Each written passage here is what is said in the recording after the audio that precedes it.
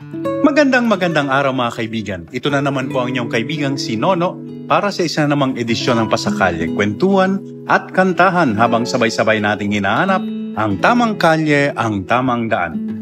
Nasa 13 linggo na po tayo sa ordinaryong panahon, 13th Sunday in Ordinary Time. At ngayon din po ay huling araw at huling linggo na sa buwan ng Hunyo, ang buwan na may pinakamaraming ikinakasal sa simbahan. Opo, nakadalawang kasal nga po ako ngayong buwang ito. At meron ding 2 wedding anniversaries pa. Sabi nila, kaya raw uso ang kasal sa buwang ito dahil iwas sa ulan at mga bagyo. Pagkatapos daw kasi ng Hunyo ay tag-ulan na. At least nung hindi pa masyadong mainit ang mundo dahil sa global warming, di po ba? Marami na rin ang nagpapakasal tuwing Disyembre dahil medyo nga malamig ang panahon. Pero ang problema, mahirap pong maganap ng pari dyan. May Advent Recollection o retreat si Father. At syempre mga simbang gabi. Saktong-sakto, sabi nga ng mga kabataan, ang Hunyo. Pasensya na po, bakit nga ba natin ito pinag-uusapan? Natutuwa lang po kasi ang inyong lingkod dahil sa panahong sinasabi na wala nang forever at sa panahon ngayon na mukhang naku, ipapasa na ang diborsyo sa ating bansa, nakakatuwa po talaga na marami pa rin ang nagpapakasal, nag-aasawa, nanunumpa na magmamahalan hanggang sila ay nabubuhay. Wala talagang kasing ganda ang pag-aasawa. Kaya nga raw yan ang paboritong talinghaga sa banal na kasulatan para sa pag-ibig ng Diyos sa sangkatauhan. Ang pag-ibig sa atin ng Diyos ay mahalin tulad sa pag-ibig ng mag-asawa. Noon nga pong unang linggo ng Hunyo, may wedding anniversary akong pinamunuan. Mag-asawa na nagdiwang ng 50 years ng kanilang pagsasama. Wow! Sobrang in love pa rin ang dalawa. At ang kanilang mga anak at mga apo naroroon din. Pinagdiriwang ang pagmamahal na yon sa kanila ring buhay. Nako! Nakakatuwa po talaga. Kaya sa mga mag-asawang patuloy na nagmamahalan sa kabila ng kanilang mga kahinaan at sa kabila ng hirap at hamon ng buhay, mabuhay po kayo. Pagpalain nawa kayo lagi ng ating Poong May Kapal.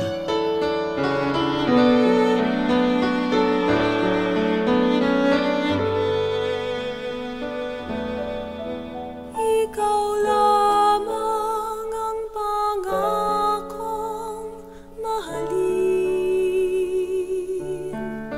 sa sumpang sa iyo magpakailan pa man yakapin mo. Bawat sandali ang buhay kong sumpang sa'yo lamang alay at mapapawi ang takot sa'king pangakong walang hanggan.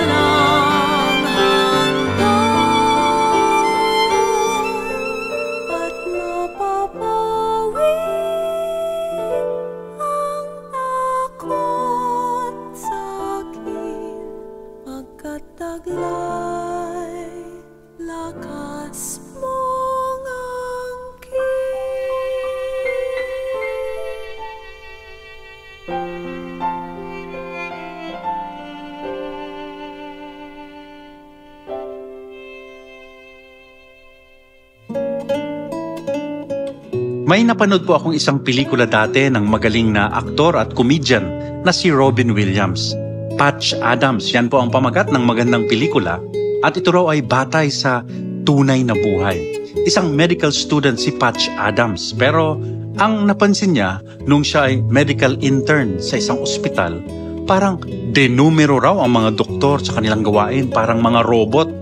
Napaka-mechanical ng mga ito. Iikot ng ospital sa pagdalaw sa mga pasyente pero napaka-formal daw ng mga ito sa pakikipag-ugnayan nila sa mga pasyente. Ni hindi kinikilala ang mga pasyente. Madalas nga raw, di pa maalala ang mga pangalan ng mga ito. They are recognized just by their numbers. Grabe. Ang mga pasyente kumbaga ay parang mga kliyente lamang, mga sakit na kanilang ginagamot. Yun lang. Sabi ni Patch Adams, may kulang doon. Kulang ng personal touch. Ng personal na pakikitungo, tao sa tao, puso sa puso. Kaya nagsimula siya ng sarili niyang medical facility. Hindi lang mga kliyente ang mga pasyente, kundi mga kapwa-taong kailangan ng pagmamahal. Hindi lang sila sakit na kailangan gamutin, kundi mga tao na may mga magaganda at makukulay na buhay. Kapansin-pansin daw na marami sa mga pasyenteng ito dahil sa kakaibang pagtrato sa kanila ni Dr. Patch Adams, madaling nagagamot, mabilis na gumagaling.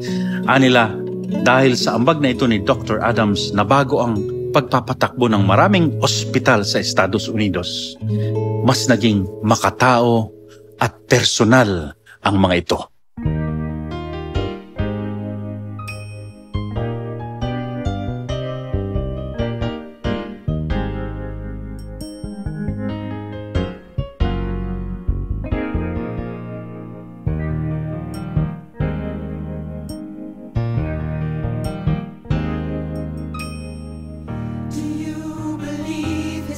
Could heal your soul, and faith in Him could stop the flow of bleeding parts in you which no one seemed to know. Your anxious heart reached Him out, now you're healed. Do you believe He'd bring her back to life? In your arms that mighty strife that ushers in the peace God wills for her in life. Your grieving heart sought Him out, now she's healed. Son of David, help us see.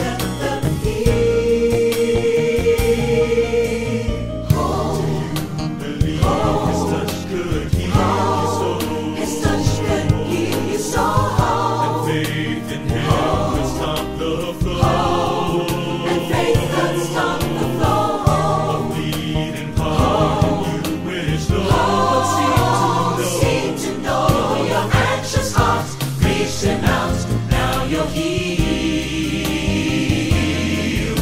Your anxious heart reached him out. Now you're healed without a warning call. The fiercest storms have changed. The calm and quiet that we have known. That's when we feel alone. When waves of doubt surround to cause us feel like we have never found. You are Almighty Lord, save the storm. Please let the tide subside deep inside.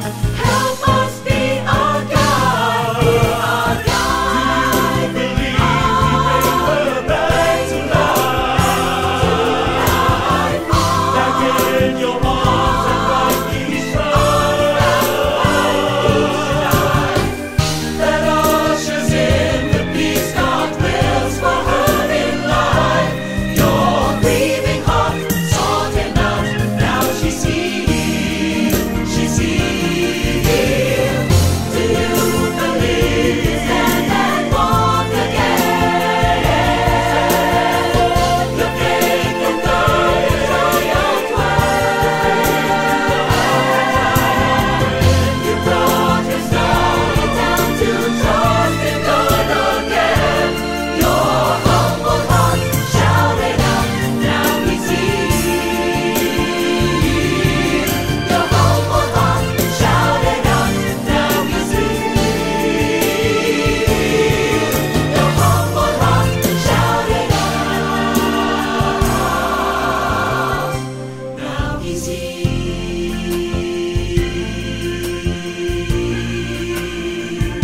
Now she's healed.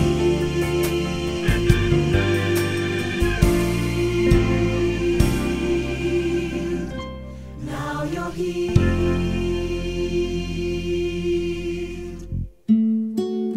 Nakwento ko po yung magandang pelikula ng yumaong si Robin Williams dahil ang ebanghelyo po natin ngayon ay tungkol din sa panggagamot ni Jesus. Ani San Marcos, may isa raw pong pinuno ng sinagoga, si Jairus, na lumapit at nagmakaawa kay Jesus. Naniklood pa ito dahil ang kanyang anak na batang babae ay may malubhang sakit at nag-aagaw buhay na.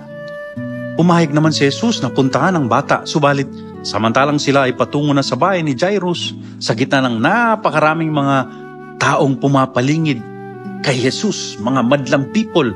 May isa namang babae na may malubaring sakit sa dugo. Ani San Marcos, naubos na raw ng babae ang kanyang yaman sa pagpapagamot sa kung sino-sinong doktor, subalit hindi pa rin ito gumaling. Nakisiksikan siya sa mga tao. Nakalapit kay Jesus at sa paniniwalang mahawakan niya man lang ito, kahit piraso lang ng damit nito ay gagaling na siya. At gayon nga ang nangyari. Nahawakan niya ang laylayan ng damit ni Jesus at siya'y gumaling. Samantala, naramdaman ni Jesus ang nangyari sa babae. Nagtapat naman ang babae sa kanya at pinuri siya ni Jesus. Babae, niligtas ka ng iyong pananampalataya. Nahuli na sina Jesus sa pagdating nila sa bahay ni Jairus. Tuluyan na raw na ginupo ng karamdaman nito ang batang babae. Subalit nagpatuloy si Jesus at sinabi sa sambahayan na natutulog lang ang bata. Huwag dapat silang umiyak. Talita kum! Anito sa batang nahihimlay sa kanyang higaan. Bumangon ka, anak! Nagulat ang lahat dahil tumayo nga ito at nakapaglakad na. Iniutos pa ni Jesus, pakainin na ang batang babae. Yan po ang napakamabuting balita sa linggong ito. At marami sa atin ngayon, sigurado hihipuin ng ebanghelyo dahil kundi man mismong tayo ang nakakaranas ng malubhang sakit, may mahal tayo sa buhay na ginugupo ng seryosong karamdaman. Paano nga ba gumaling o pinagaling ni Jesus ang mga may sakit sa ebanghelyo ngayon? Paano nga ba tayong gagaling mula sa ating mga sakit?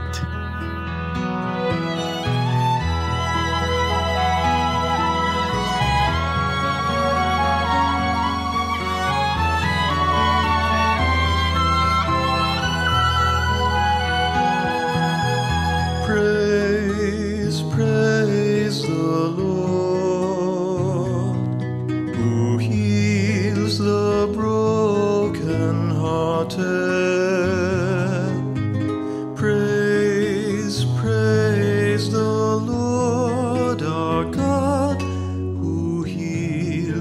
the heart full of woe.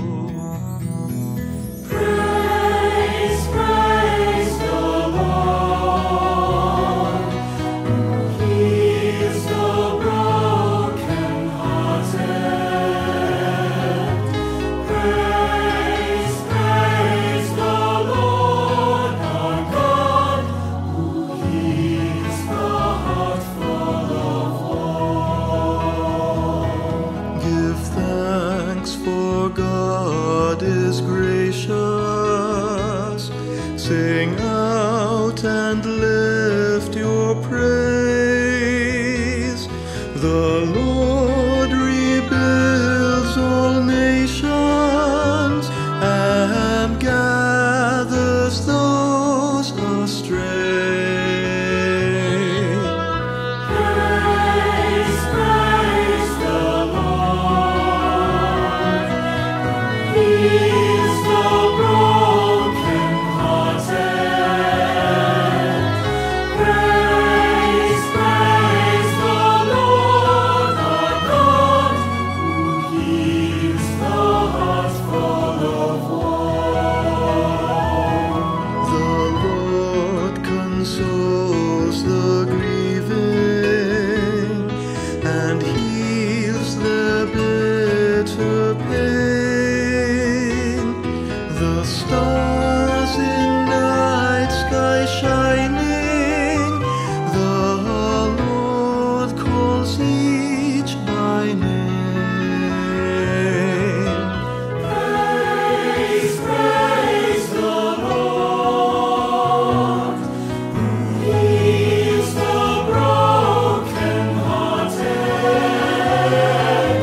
Praise, praise the Lord our God, who heals the heart full of woe.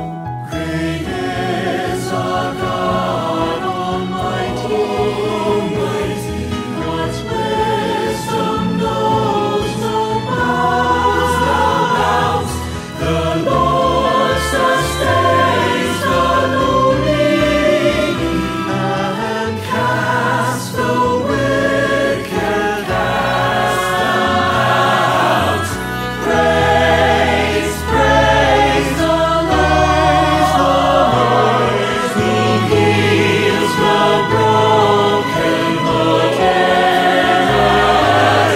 Praise, praise the Lord our God, who heals the heart full of woe. Who heals the heart full of woe. Who heals the heart full of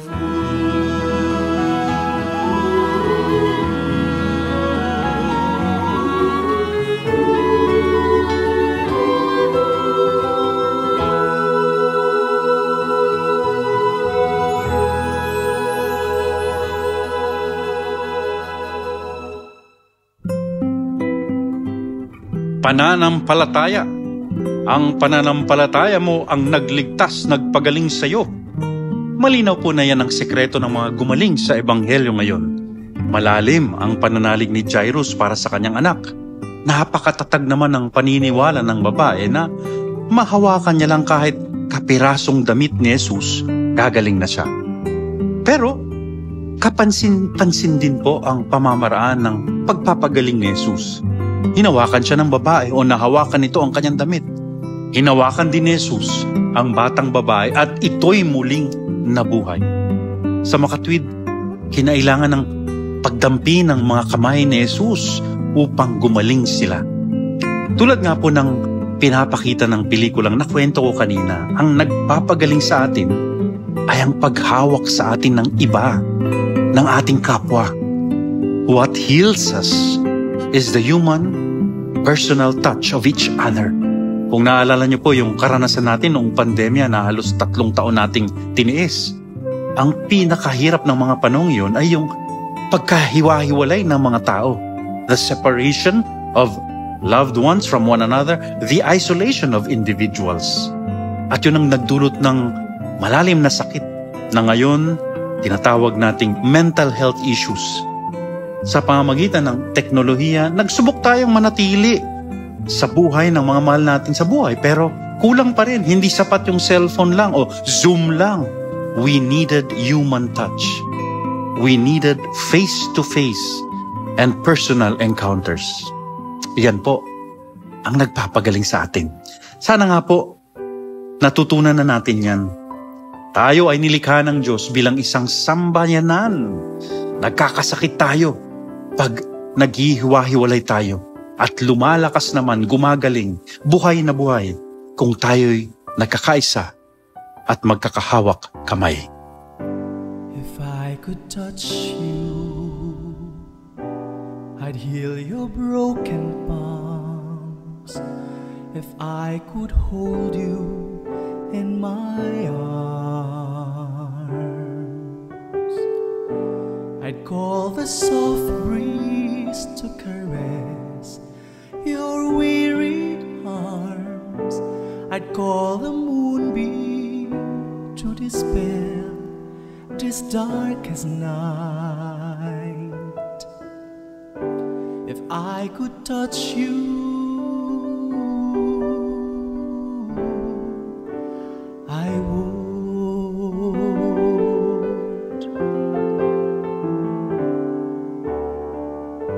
If I could hear you, your words of anguish, if you'll just whisper in my ear, the sadness weighing down your heart that no man sees. If you just call me, I would sing, oh flaming hope. If I could hear you, I would. Long have I waited for you to hear my cry. Long have I waited for you to answer my plea. What you do to your brethren, you do it for me. I am in the brokenness and woundedness of man. Long have I waited for you to hear my cry. Long have I waited for you to answer my plea. What you do to your brethren, you do it for me. I am in the brokenness and woundedness of man. If I could touch you, yes, you can touch me. I'd heal your broken heart. If I could your brethren with my arms,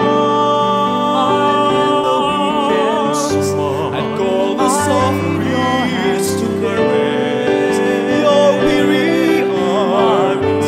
I'd call the moonbeam to dispel this darkest night. If I could touch you, yes, you can touch me. I would.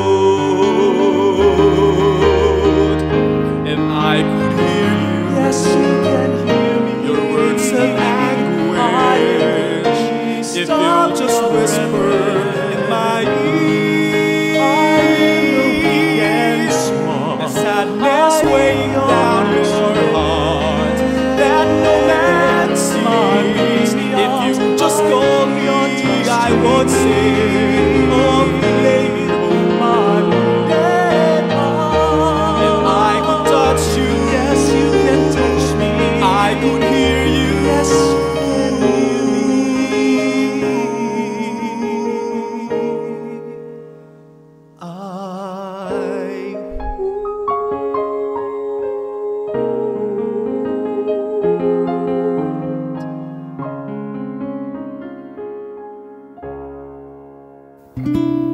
Mga kaibigan, inabot na naman po tayo ng oras ng pamamaalam. Sana po ay nakapagdulot kami ngayon ng kaunting aral at inspirasyon sa inyong lahat. Kung nagustuhan nyo po ang mga kantang pinatugtog namin ngayon, available ang mga yan sa internet, lalo na sa Facebook, YouTube, Spotify, or iTunes.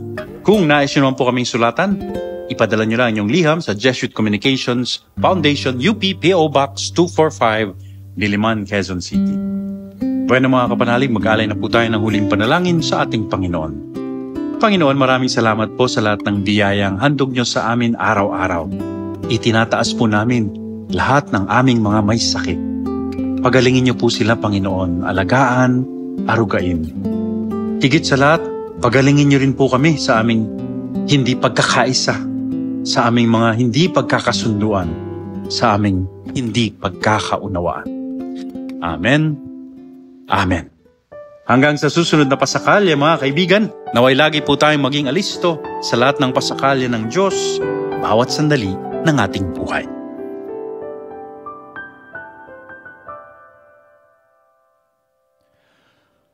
O Jesus, inumin mo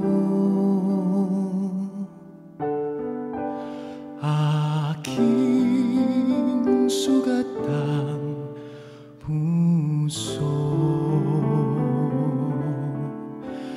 ng aking mahango. Kapwa kong kasimbigo,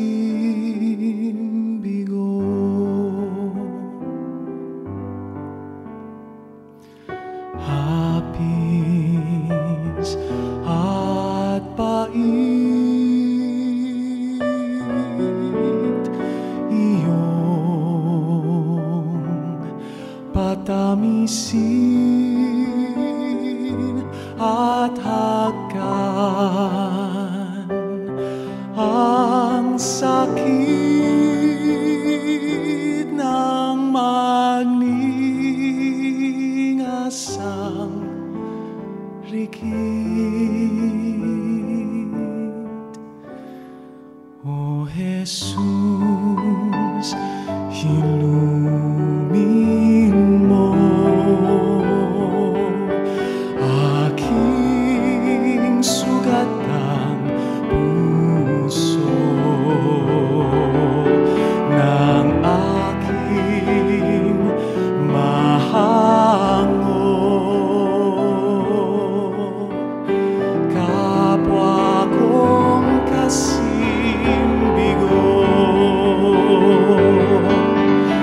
aking sugatan